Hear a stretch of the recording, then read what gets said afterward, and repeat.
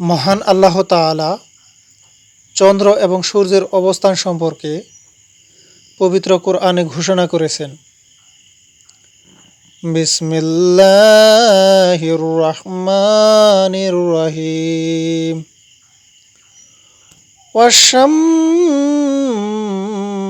তাজরি লিমুস্তাকাররিন লাহা যালিকা তাকদীরুল আজিজুল আলীম।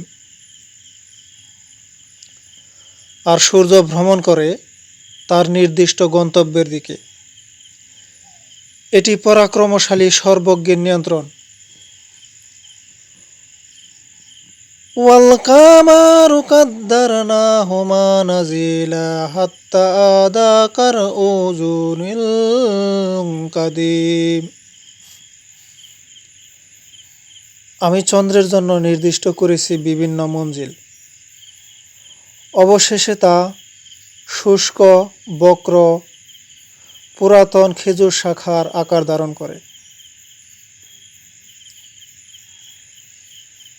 লা শামসু ইয়ামবাগি লাহা আন তুদরিকাল কামারা ওয়াল লাইলু সাবিকুন নাহারি ওয়া কুল্লুন ফি ফালাকি ইয়াশবাহুন।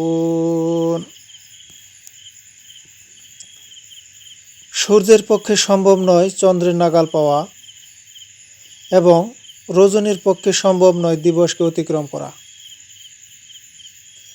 এবং প্রত্যেকে নিজ নিজ কক্ষপথে সন্তরণ করে।